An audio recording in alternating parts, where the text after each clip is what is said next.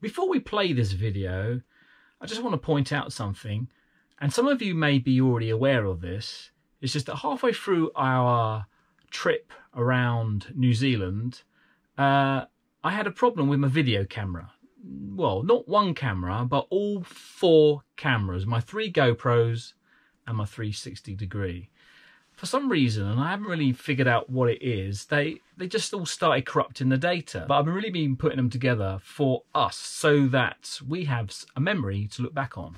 So all the videos since Queenstown, I've managed to manipulate them and cut out a lot of that distracting, corrupted video and audio.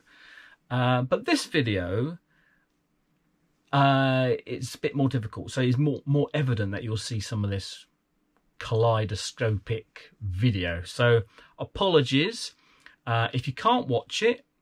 I don't blame you, but it is watchable. That's the thing. It's definitely watchable and not so distracting as the original footage. So without any further ado, let's get on and play the video.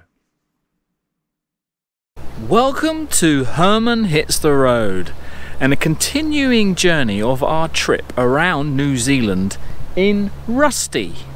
Now, I have gone round Rusty in the very first episode. However, it was a bit rushed and we didn't really know what we were doing and what cabinets and whatever were for. So I thought we'll do a bit more of a thorough look around, show you what's what, show you how we lived in Rusty, and see how we got on.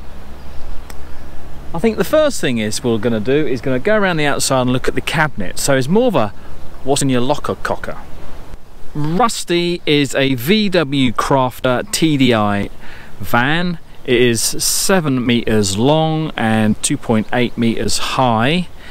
And obviously it's a converted van into a camper.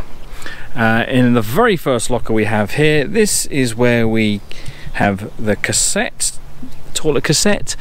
It's just a pull-out one like we have in the UK. The only difference is this thing. This is how you fill up its own reservoir of water, and then here you can see that how high the reservoir is. It's about 3/4 full at the moment, so it doesn't use the water from your fresh water tank, unlike our own motorhome and a few of the others that we've used. This is the LPG cabinet and the shut-off valves. That's obviously a LPG bottle, and the valves are just at the back there, and this works the same way. Turn it on and off. I don't know if it's butane or propane though. I'll imagine it's propane. Now this is the hot water heater. It is driven from gas, and down here we have the waste pipe. Now this is slightly different than what we're used to in the UK. There's a cap here that comes off like this, and there's a lever at the back just here, and you basically connect your hose with the same sort of connection just like that, and yeah, just drain it away. Underneath here is also a diesel heater blower. It's quite a noisy little thing. The motor itself is quite quiet, but there's a ticking noise that happens when it's on. Not sure what that might be, but it's pretty good. It will keep you nice and warm, nice and cozy, while also draining your diesel tank.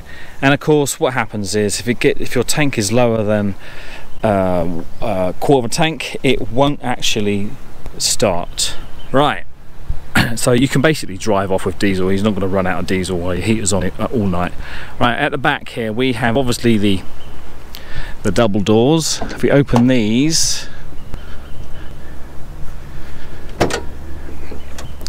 you can see how this is arranged. Let's pull this out. So back here, it goes all the way back there. You can just about see some chairs and some blankets. That's where our bedding is, and obviously the chairs.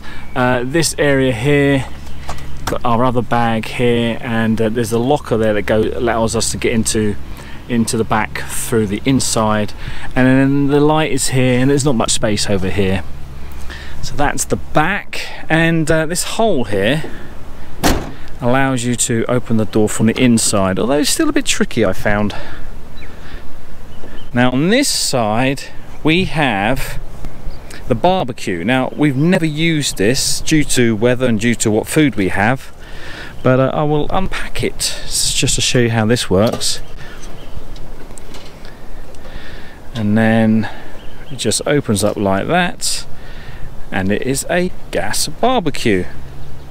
Simple stuff, and I wish we'd used it, because that looks like it hasn't been used at all. That looks brand new. In fact, we can take that off and probably boil a kettle or something on that. We never used it, which is unfortunate. This here is obviously, if I open the door here, the last thing I want to show you on the outside is this table. Let's set this table up and show you how it works.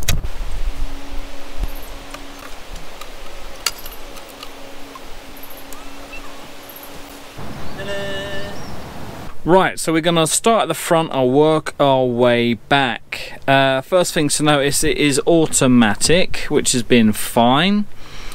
We've got this TomTom GPS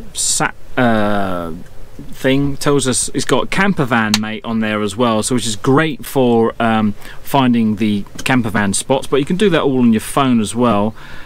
Only thing is, the battery on it doesn't last very long, and you've got to have the ignition on. You know, you don't really want to have the ignition on by just looking at this thing. But it disconnects, which is great. Disconnects from the back. That's very useful, hiding that, being a bit more security conscious. This is where I've been recording all of our video.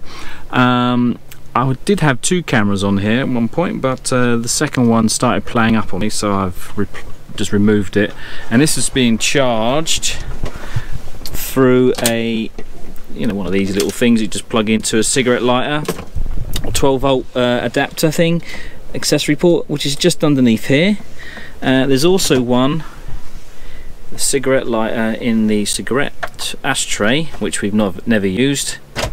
Plenty of places to put phones. In the door here on the passenger side, this is where we've had all of our leaflets. That's basically it from the front. Moving forward, I'm standing out here.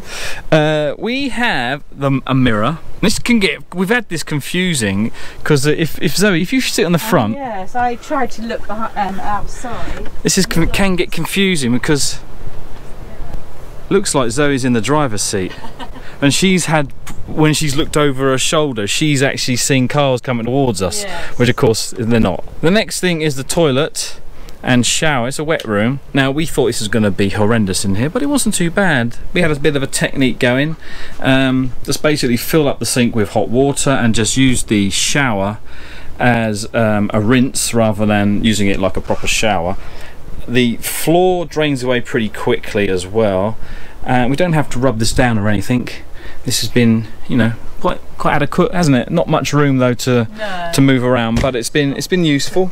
Oh, and the other thing is that it's quite high off the ground, so I'm even on tiptoe, and I'm quite tall. Right. Then we have this kind of wardrobe-looking locker, and in here we've got essentials. Hold on, let's get the essentials out of the way. And we've just been storing water and spare toilet rolls. There's the TV as well. That's never even come out. My wash kit, and basically that is all we've had in here. Maybe you're not going to show my knicker drawer, are you? So in this little one here, we've just been putting our shower stuff, just stuff we can just grab while we're having our shower. This is the cutlery drawer. Now we found it a bit weird that there's knives and forks in the same pot. Don't know if that's normal. Knives are as sharp as a spoon. Now in this one, this is our bin. Now it's quite a big bin. It's very good. It lasts a good few days. We've got some storage under here where Zoe's put a wash kit. We've put some, obviously our first aid kit, but also like recyclables like bottles and stuff, so when we're ready to recycle them.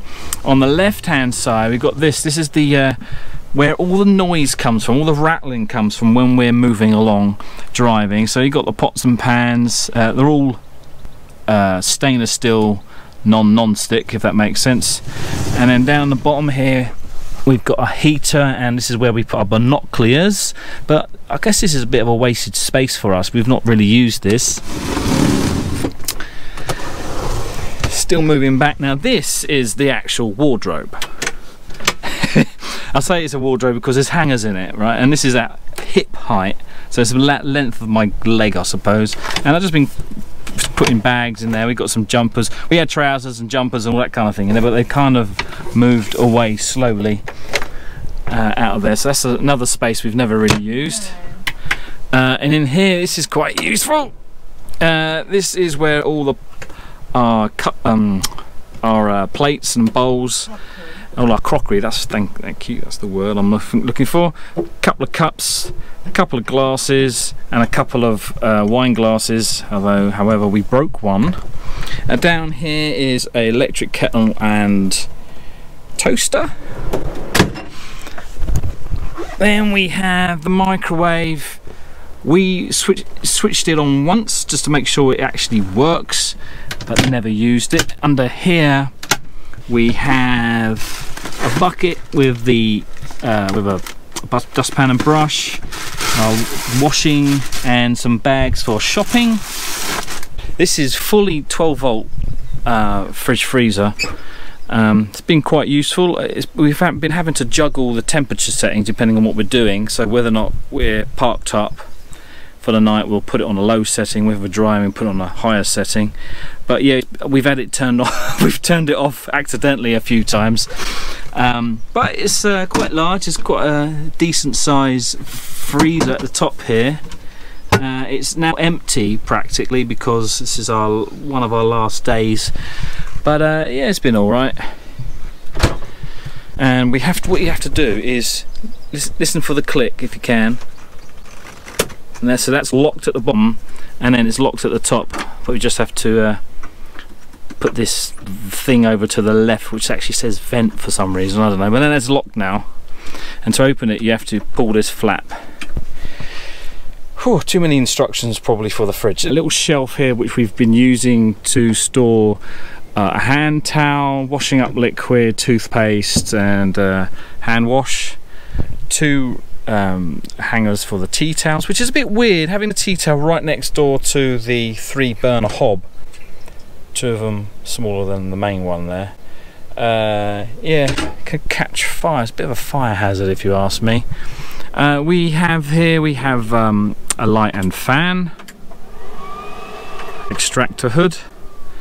Up here we have some PCBs. No, they're called, I've forgotten now.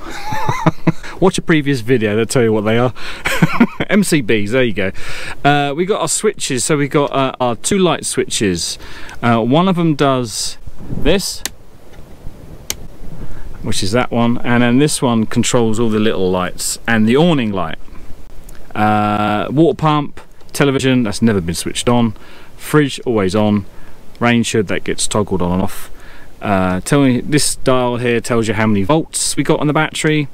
It's never dropped below what, 12 and a half maybe, which is good. And we've got a solar on the roof, which obviously helps. This is a Lion tow rack, this water gauge. We have a shower and we lose like 3/4 of a tank. This dial here never moves, it's always on res. This is our water heater.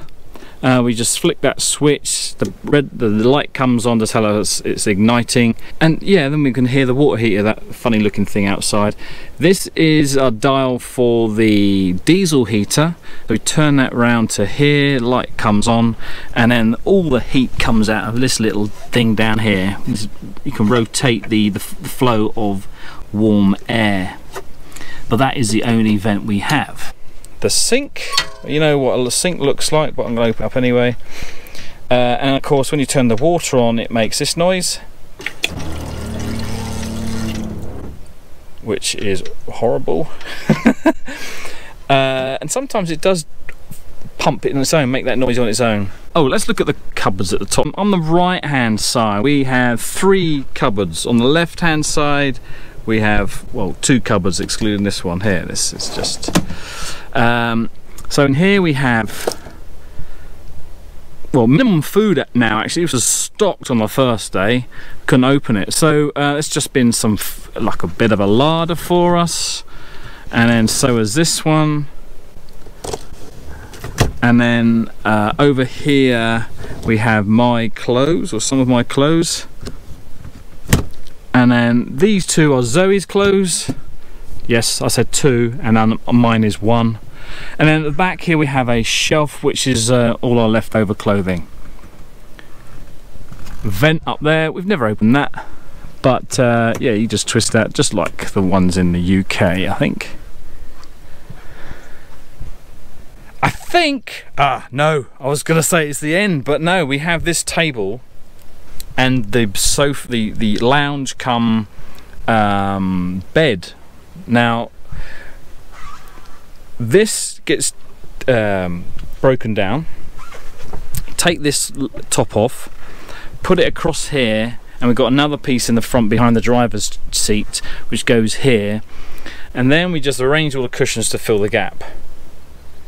The problem that I have is this sheet. Now we've left it out because it's bugging us so much. We tucked it in at the back, you see, because tucking it in around the sides is my nightmare of a day, end of the day. Maybe I'm just too pedantic with it, I don't know, but yeah, I guess I'll just want a nice smooth surface to lie on. And the other thing, what does my head in, are these things, these cushions here. Yes, see, they just fall down. They're not going to act the right way now. They're behaving themselves. But yeah, you could be lying on here and they just fall down like that, and you think, oh, just stay up. When they do this kind of thing, they will, they're not doing it, they're not doing it. They would just keep falling down. You put it back up and they keep falling down. So it's not doing it now. Maybe we should always keep the camera on them. But yeah, that's been an annoyance. All it really needed was a bit, oi, watch it, I saw that. All it needed was a bit of Velcro, right? All it just needed was a bit of Velcro stuck on the wall here. Boom, done, sorted, done. But no.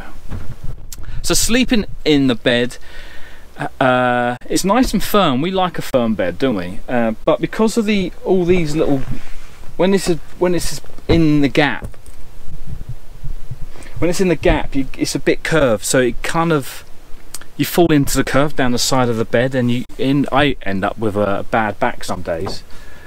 See, it's doing it there, it's doing it there. So it's comfortable, but it's in the morning you think, oh, that wasn't very comfortable. And also because of all this light here, all these windows are fantastic for 360-degree panorama view of the surroundings. However, it's rubbish for insulation, so it gets quite cold in here when it's you know, cool night. Underneath the sofa is actually loads of space. I'm doing it with too many. This is where we've got the chairs underneath our bedding here, so there's our pillows and whatever, and there's the duvet, so there's plenty of room in there. In fact, you could probably get some other stuff in the nooks and crannies down there. On the other side we have other than my camera bags, right, in my camera bags we have a safe, and on this side we have another storage area where we've been putting our muddy boots, and it's just another bag that we've got in there. And of course this is the entrance to the back. We've never come through it actually, but that allows you to get to the back if you need to. Okay, so we've gone round the motorhome, we've had a look around there, and this section of the video we're going to just take a look back over our trip around New Zealand. Do you have any highlights? I think my highlight was Wanaka. Yeah. Because the first part, yes, it was interesting roads, wasn't it? But there was nothing really to see. and it was quite hustling, bustling, and we did our jet boat thing. Yes, yeah, that was good. And yes, we went along. It was very pretty as well, and the weather was very cold, wasn't it? Yeah, it was sunny and cold. It got sunnier later on, and that's when when we went further south, that was when the weather changed, didn't it? Oh, well, but that was where we had the snow. The snow was where at Lake Tekaboo, wasn't it? Yes. So that was before. Oh, yeah, you're right. Yeah. And that was only for the night, wasn't it? And that was when, very cold. Well, we went to Queenstown, and then we decided that we weren't going to make Milford Sound or Doubtful Sound, even though we were really interested to go there. You were really I wasn't over bothered, but you really wanted to go, didn't you? But yes, we kind of thought, well, we're not going to have enough time, so. And what about the camper? I was very upset, wasn't I, when we first got it? Yeah. I was feeling a bit disheartened because I looked at it and it looked all dented and grotty and rusty. The smell.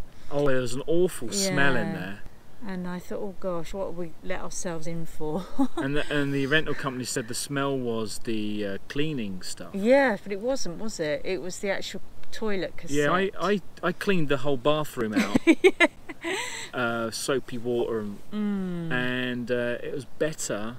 But after that, a couple of days later, it was fine, wasn't it? And then of course the other smell, it was a freshener, wasn't it? Dangling from the So we put mirror. that in the glove compartment. Yeah, got rid of that. Every time we open the glove compartment, it's awful. So we'll have to put it back when we take the camper. But I think the only downside of the motorhome, of the camper, was sleeping at night in that. The bed was fine. Once you're in there, the bed was fine, except it was cold. Every night was cold, wasn't it? Yes, yes. But wrapped up in the duvet. I think if it was our motorhome, we would have got a thicker duvet, for one thing. Yeah. Right, that would have done it. Right, well, thicker duvet. It was a thin duvet. If we had a thicker duvet, it would have.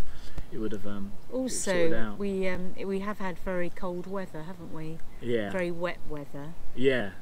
I don't know what it would be like if it was very warm. You know, it might feel too hot in there. So it's difficult, isn't it? Because sometimes we feel very cold or very hot in Herman, don't we? If it was hot, and we had a hot night. You wouldn't want to really open the windows because there's no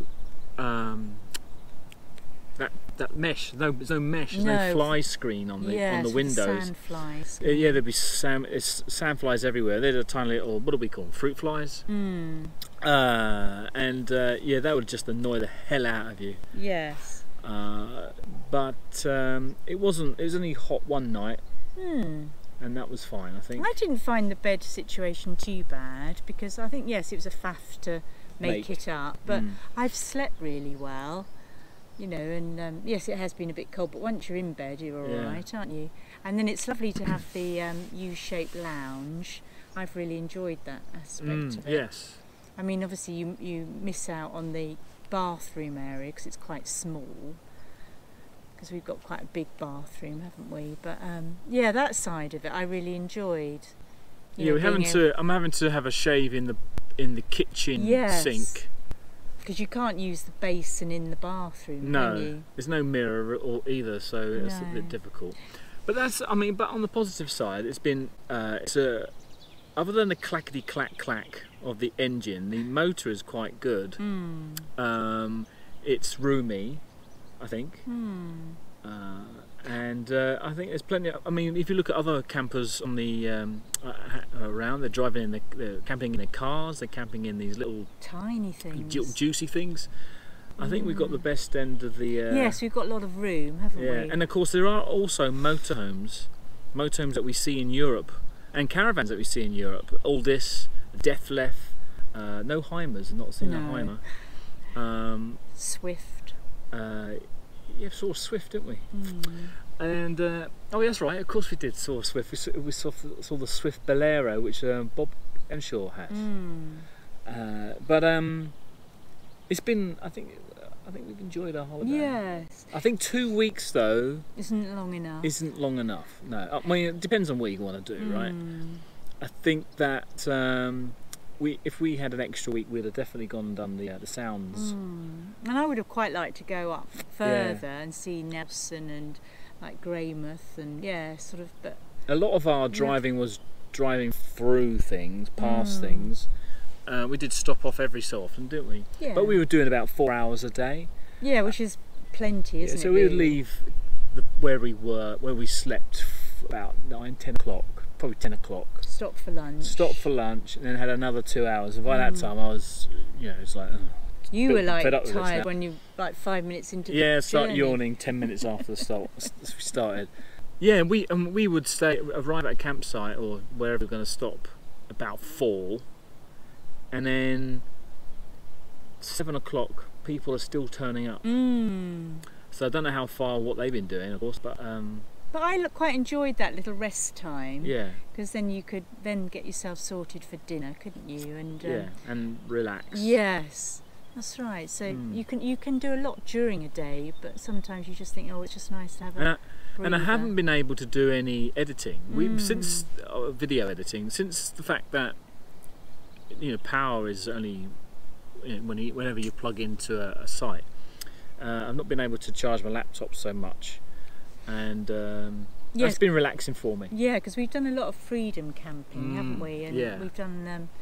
We weren't. I don't think we were going to do it though, were we? Because of the bathroom situation. We didn't know, and of course we didn't know how warm it was going to be. But after that first night, the second night, we were freedom. Well, I think that initial time, I thought, oh, I can cope with this. Yeah.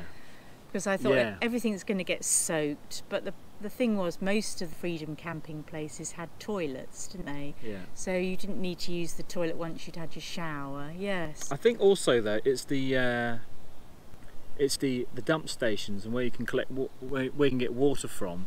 They're just everywhere. Yes. Unlike UK, which they're nowhere. And the car parking as well into towns. You've got designated spaces, haven't you? So it's all very organised. It's very well kitted out for campers. Yes. Freedom campers and. But when you go along the road, most of the vehicles are campers. Yeah, most of the vehicles. Yeah, it'll be camper, lorry, car, camper, but even camper, the cars car. are probably campers, aren't they? Yeah, that's right. Yeah. Everyone seems to be camping in their cars, and you don't have to drive very far to get anywhere, really, do you? Whereas in the UK, you've got to go to campsites. Well, it's all motorway. That's the thing. It's all motorway in the UK and Europe, right? You got to get anywhere, you go on a motorway. Whereas here, there's only 8 roads. I think the highway. I think we've gone on all the highways, haven't we? 1, 6, 8, 8A, 72, and then I've forgotten another one. But there's it's not only very one many. road all the way round, isn't there? More or less, yeah. But so that's that'll be the end of this video, I think. If you enjoyed watching our tour of New Zealand, let us know in the comments section. Give us a thumbs up, and if you haven't already, maybe consider subscribing. If you think that we've missed something that you think we should have got, back. if you think we missed anything, let us know, and maybe we'll see if we can come back. But it's kind of a one in a lifetime opportunity kind of thing, isn't it? I think. So thank you very much for watching, and adios and goodbye. Oh, look at you.